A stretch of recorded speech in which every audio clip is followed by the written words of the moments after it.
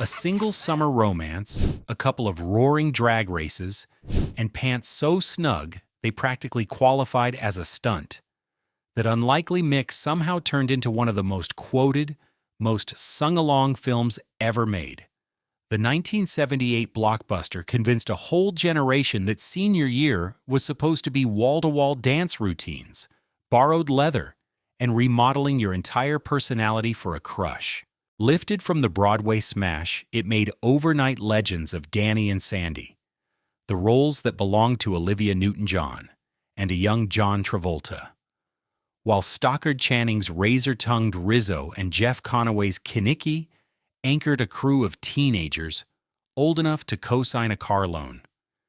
And yet Rydell High still felt like the coolest corridor in the country. What follows are 15 bizarre, often hard-to-believe tales from behind the camera. The roles that nearly went elsewhere, the catastrophes on set, and the little things tucked into frames you've watched 100 times. Number 1. Older than homeroom. The students of Rydell High bore only a passing resemblance to real high schoolers, and the studio couldn't have cared less. Late 70s casting had no interest in age accuracy. What mattered was landing people who could belt out a tune, nail complex choreography, and outlast a brutal production schedule. Rather than round up actual kids then, the film loaded its hallways with polished pros, who merely had to squeeze into a Letterman jacket. The go-to example is Stockard Channing. On paper, Rizzo was 17. Channing had just hit 33, nearly twice that, and that very gulf is what makes the character sing. The jaded poise and seen-it-all attitude would ring hollow from a genuine teenager. Jamie Donnelly, cast as bashful giggly Jan, drew an even stranger short straw. Gray was already sprouting by 30, so she went dark with dye, only for the color to retreat so quickly that a makeup artist had to fill her roots with black crayon each dawn to keep her looking young enough for a classroom. The romantic leads weren't exactly fresh out of adolescence either. At 23, Travolta was the baby of the group. Olivia Newton-John was 29, and jittery enough about seeming too grown that she demanded a screen test before committing. Wanting proof Sandy wouldn't register as a woman who'd already picked up her diploma. Not a soul in the audience flinched. The picture was less a snapshot of high school than a rose-tinted recollection of it, conjured by adults, a decade past the real thing. Number 2. The race through a toxic channel. The drag race is a genuine showstopper. A pair of hot rods shrieking down a broad concrete strip, Danny gripping the wheel, the crowd whipped into a frenzy. What the lens tactfully omits is that the location was basically an open-air biohazard. The so-called Los Angeles River is no picturesque stream. It's an enormous paved storm drain built to carry runoff off a vast slice of the city. By the time production rolled in, whatever had gathered in that trough had been stewing in the summer heat for weeks. Motionless, tepid, and teeming with bacteria. For 3 consecutive days, the cars ripped through it, and each run of Greased Lightning and Hell's Chariot hurled that grimy water over anyone nearby. It never occurred to a soul to worry about what they were inhaling until sickness started spreading. Randall Kleiser, the director, had been going barefoot to beat the heat, gashed his foot, and simply carried on. A day later, he was burning up with a 101-degree fever and would admit he shot the diner material in a complete fog. Annette Charles, who plays Cha-Cha, fared even worse. She discharged herself from the hospital mid-examination just to wave the starting flag, kept propping herself on parked cars between takes because she couldn't stay upright unaided, then returned that evening to an emergency operation for an ectopic pregnancy. That gleaming race ran on a feverish director, an actress hours away from the surgical table, and a channel nobody had any business standing in. Number 3. The Fonz turned it down. Danny Zuko is so utterly Travolta that conjuring anyone else in the leather jacket feels impossible. And yet the role was first waved in front of a different star altogether, Henry Winkler. Back in 1977, Winkler's Fonzie on Happy Days practically embodied 50s nostalgia for TV viewers, so dangling Danny his way was like passing the crown straight to the reigning monarch of Greaser Cool. Winkler turned it down, and he didn't agonize over it. His fear was permanent typecasting. He was already the leather-clad, motorcycle-straddling heartthrob every single week on ABC, and taking Danny would have fused him to that image for good. His refusal pried the door open for an up-and-comer still building a name on Welcome Back, Kotter, John Travolta, who'd already played duty in a touring stage staging of the very show. What Travolta had, Winkler flat-out lacked: a singing voice, plus the moves he'd absorbed from a mother who ran a dance studio. Coming straight off Saturday Night Fever and coached by elite choreographers, his footwork was ironclad, and every number looked easy in his hands. Winkler later copped to the misjudgment with a killer line. He went home and had an orange juice while Travolta went home and bought a plane. And granted that a fellow who could actually carry a tune was always the wiser choice. Number 4.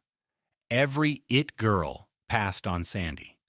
Filling the part of Sandy Olsen became a drawn-out pursuit, and with every near miss, the movie flirted with a radically different identity. Ahead of Olivia Newton-John nailing it down, the producers courted just about every sweetheart of the moment. Marie Osmond, America's wholesome darling at the time, ranked near the top of the list and would have been the safe bet, but she bowed out, and her rationale took nerve. Her sticking point was the finale. Osmond figured Sandy reinventing herself to win Danny broadcast a rotten lesson to young girls, maintaining it ought to be the boy remaking himself for the girl instead of the reverse. Had she accepted, the result might have been a squeaky, family-friendly musical closing on an entirely different note. Carrie Fisher entered the frame next. Kleiser, once George Lucas's college roommate. The Coleman-Stokes-Kreiner dropped in to inspect some raw Star Wars footage, hoping Princess Leia might serve as his Sandy. Though by his own telling, about all he could make out was her hair. Olivia showed up carrying her own snag. After she was already attached, a convincing American accent kept eluding her, so instead of recasting, the writers remodeled the character to suit. Sandy Dombrowski became Sandy Olsen, a girl newly relocated from Australia. Travolta went to bat for her, dubbing her every man's fantasy, and with that, the definitive edition of the movie snapped together. Number 5. The version where Danny dies. Grease launches unlike nearly any other film. No live-action prologue, no establishing shots, just candy-hued animation riding a disco beat. It plays like a runaway reel from some other project, which is weirdly near the mark. Well before Travolta and Newton-John ever showed up on a soundstage, Wilfried Nolstein, the movie rights, sat with animator Ralph Bakshi. If that name means nothing, the credits will fix that. He was the force behind Fritz the Cat, the film that handed the United States its first X-rated animated feature. His cartoons weren't built for children. They were for adults who arguably shouldn't have been near a cartoon. And his concept here carried the same charge: dark, grown-up, and drawn, rather than filmed. Co-creator Jim Jacobs later remembered that when the group asked how the tale would end, Bakshi's people pitched something nobody expected: Danny takes his own life. Jacobs said he and his writing partner Warren Casey sat there nudging each other's feet under the table. Bakshi's hold on the rights ultimately lapsed in 1976, and producer Alan Carr swooped in, laying down $200,000 from his own wallet and joining forces with Robert Stigwood to remold the whole thing into the sunny, PG-rated version that hit screens in 1978. Bakshi never fully released the idea, though. In 1982, he unveiled Hey Good Lookin', a 50s set animated feature stuffed with leather jackets and greaser gangs, and a lead who bears a suspicious resemblance to Danny. The peppy opening we ended up with, however, was the work of John David Wilson's studio, entirely unconnected to Bakshi. Number 6. A classic choreographed in 20 minutes. The climactic number reads like pure euphoric mayhem. The funhouse, the rides, the entire cast tearing it up as Danny and Sandy finally click. As it happens, the word carrying all the weight there is controlled. Producer Alan Carr went and rented an honest-to-goodness traveling carnival, dropping it onto the John Marshall High School football field, so the actors punched in one morning to discover a real, running Midway. Now for the chaotic bit. You're the one that I want, that hook lodged in your brain since 1978, was a total unknown to the cast, until they were essentially on set with the cameras primed. They drilled We Go Together for weeks, and that piece was locked, but the Danny and Sandy duet was a last-second substitution. The stage show's original send-off, All Choked Up, had been axed because the producers wanted something punchier for Olivia, and its replacement turned up so near to filming that choreographer Pat Birch got somewhere around 20 minutes to assemble the entire Funhouse routine. 20 minutes for one of the most celebrated dance sequences in musical film history. Since the cast was meeting the song for the very first time on the spot, the electric delight on screen is the real deal. They truly had no clue what lay ahead. Nearby, Eddie Deezen, cherished as the nerdy Eugene, got buckled into a spinning carnival contraption for take after take. And the moment they finally captured the shot, he lurched off to an adjacent pasture and instantly threw up. The glamour of the movie business, folks. Number 7. The box office crown. It held for decades. Reviewers weren't exactly enchanted. Verdicts ran the gamut from faint approval to flat rejection. One critic famously slammed it for carrying about as much substance as white bread. Teenagers, naturally, couldn't have been less concerned. They mobbed theaters over and over, propelling the film into a genuine cultural phenomenon. Come the summer of 1978, Paramount had it slotted as a low-risk, mid-budget teen, offering put together for roughly $6 million. What followed was astonishing. It closed out the year as the top box office draw, edging past heavy hitters like Superman and Jaws 2, and it toppled the 13-year run during which The Sound of Music had reigned as the highest-earning musical in existence. Stateside, it grabbed the record as the biggest live-action musical and guarded that title for nearly 40 years. Across every lavish song and dance gamble of the 80s, 90s, and 2000s, none could shove Danny and Sandy from the summit.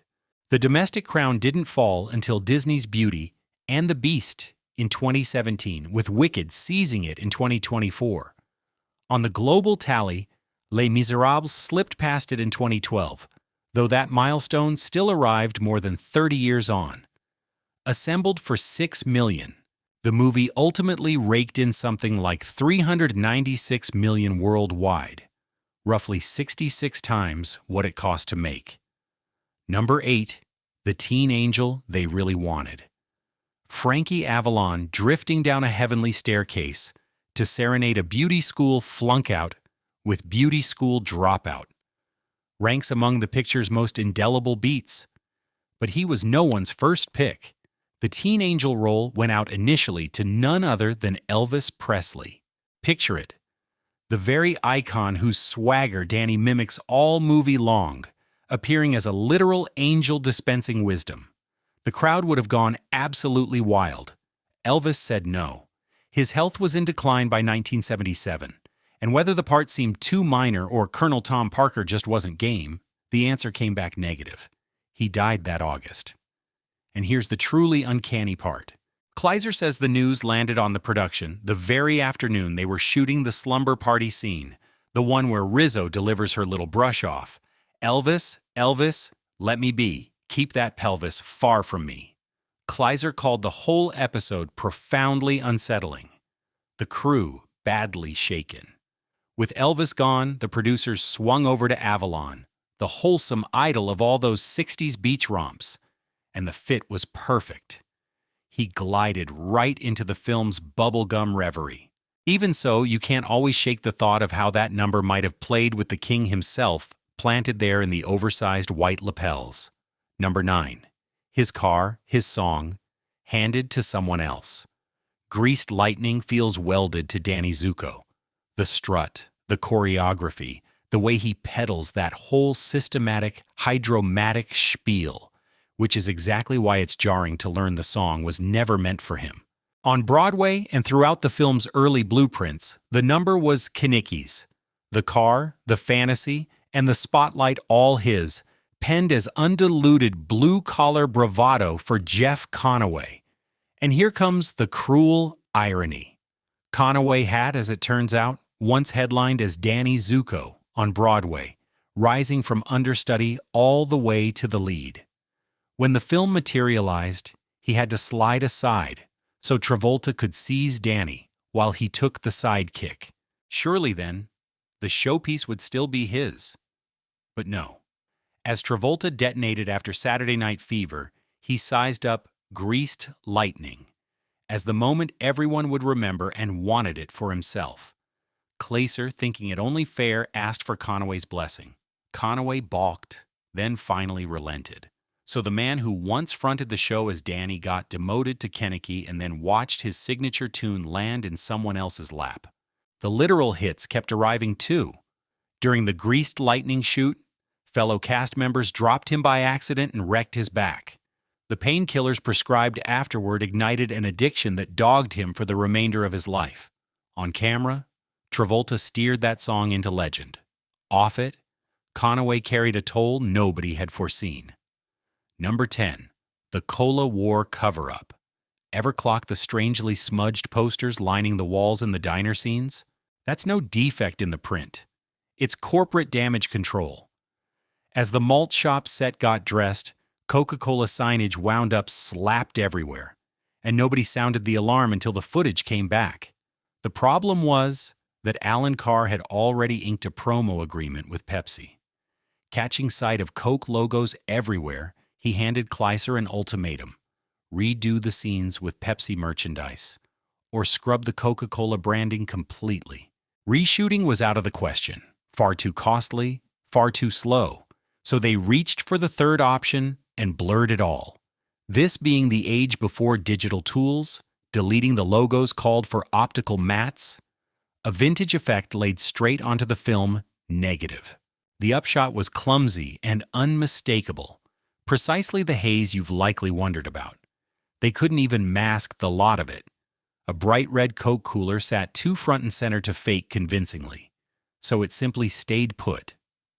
And Glaser confessed they mostly just prayed Pepsi wouldn't squawk.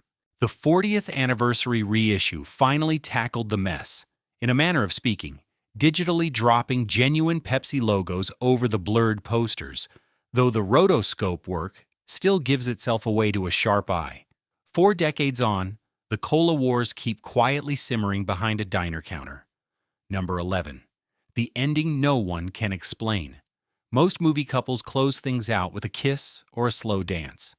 Danny and Sandy pile into a convertible and rocket into the sky. No lead-up, no heads up. The car just climbs into the clouds, as though that's a factory option. Glaser has been quizzed about the moment for years, and his response basically amounts to a shrug. The flying car turns up nowhere in the stage version.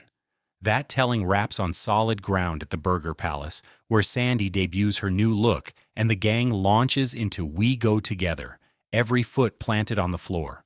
No midway, no liftoff, just a straightforward happy ending. The film had grander, odder ambitions, opening on a delirious cartoon title card and signing off with a vehicle that thumbs its nose at gravity. Coherence was never the point. Feeling was. Predictably, the internet eventually hatched its infamous claim that Sandy had secretly died all along. The notion that the whole film is her dying reverie after she drowns at the beach. The flying car standing in for her rise to heaven. All built on Danny's summer night's brag about once rescuing her from drowning. Co-creator Jim Jacobs torched the idea, telling TMZ whoever cooked it up must have been on acid, and Olivia herself thought it was a riot, quipping it would turn Grease into cinema's first zombie musical. In a universe where garages burst into fantasy dance breaks and an angel sails down from above, a hovering car barely rates a mention. Number 12. The jackets that almost weren't. The Pink Ladies jackets are branded into pop culture. Bold, lustrous pink satin, that had every girl in 1978 itching to launch a gang of her own. They came within an inch of looking nothing alike.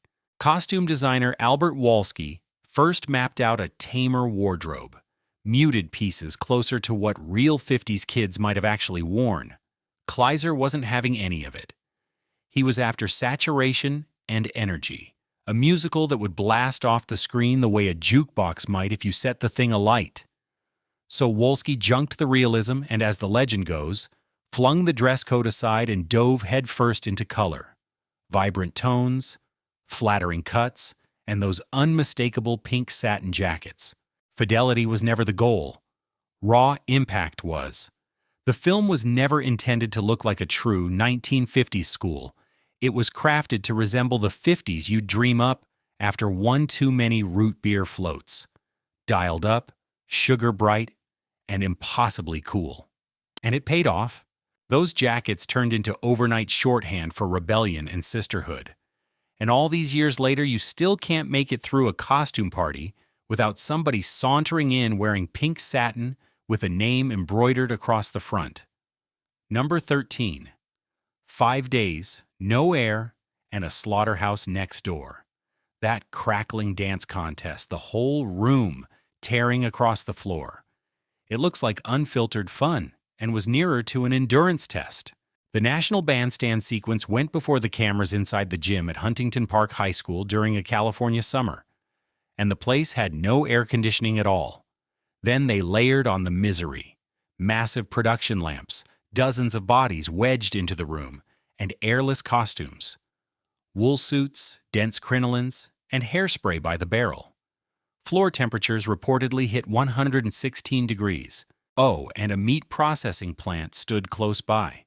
Olivia later said the slaughterhouse reek would waft in the instant anybody cracked a window for a breather. Keep them sealed and roast, or open them and steep in the stench. Pick your poison. Nor was this a one-and-done shoot. The number consumed 5 whole days. As the hours piled on, pompadours sagged, makeup slid down faces, and a handful of performers had to be carried off the floor with heat exhaustion. The actor behind Sonny, Michael Tucci, reportedly landed in a hospital bed over dehydration. Between setups, the cast just sprawled out on the gymnasium floorboards to recover. So the next time that glow on everyone catches your eye, know it's no studio sheen. That's 116-degree survival sweat, and the trophy was never really the point so much as one clean breath of air. Number 14, the pants that needed a seamstress on call. Sandy sashaying out in those sky-high black pants ranks among cinema's great makeovers. In under 30 seconds, the demure Australian transfer becomes the coolest presence in the room. What never reaches the screen is that Olivia had basically been shrink-wrapped into the outfit, and one restroom run could have brought the whole production crashing to a stop. The pants weren't tailored for the movie, they were the genuine vintage article. Chasing authentic 50s texture, Wolski tracked down a clingy, high-waisted pair of sharkskin slacks, already nudging 20 years old by 1978. A lone pair existed. No backups, no doubles. And in Olivia's telling, a single rip spelled disaster. Making it dicier, the zipper was already broken when she first tried them. And rather than jeopardize the fragile cloth with a swap, wardrobe opted to sew her into them fresh every morning. Once she was stitched in, that settled it. No relaxed sitting, no bending, and every bathroom trip ballooned into a full unpick and restitch affair. She joked it clamped down on her eating and drinking for the day. She danced anyway. Every kick and self-assured strut through "You're the one that I want" carried off knowing the ancient seams might split at any beat. When the shoot ended, she kept the costume, and in 2019 she auctioned it to benefit the Australian Cancer Wellness Centre that bears her name. The complete ensemble pulled $405,700, while the pants, busted zipper and all, sold for $162,500 to Spanx founder Sarah Blakely, who anointed Olivia the original queen of black leggings and now keeps them framed at Spanx headquarters. Number 15, no solo, no Olivia. Olivia Newton-John didn't come aboard without terms, and one of them wouldn't bend. She needed a solo. The stage production had never granted Sandy a signature ballad. That simply wasn't its architecture. But Olivia's roots were in recording first, and her contract laid it out in black and white. To shoulder the film, she wanted a scene that justified the choice. The catch: the song hadn't been written. Midway through the shoot, her longtime collaborator John Farrar came through at last, composing a piece that felt like a vintage 50s torch ballad drenched in longing, yet buffed with a slick late 70s pop finish. Exactly Sandy's missing ingredient. Yet by the point it was ready for cameras, the main shoot had already finished, and the remaining cast had scattered to other jobs, so Olivia came back on her own to record it. That's the genuine reason Sandy stands alone in that backyard. Not a script decision, but a scheduling one. Hair and makeup raced to rebuild her earlier look, and a keen eye can spot faint mismatches with the summer night footage. The kicker: that contractual clause blossomed into the film's emotional heart. Hopelessly Devoted to You earned Grease its solitary Academy Award nomination for Best Original Song, scaled the Billboard charts, and helped catapult Olivia into full crossover stardom. It has since grown so vital that present-day stage revivals fold it in, despite it never appearing in the original production.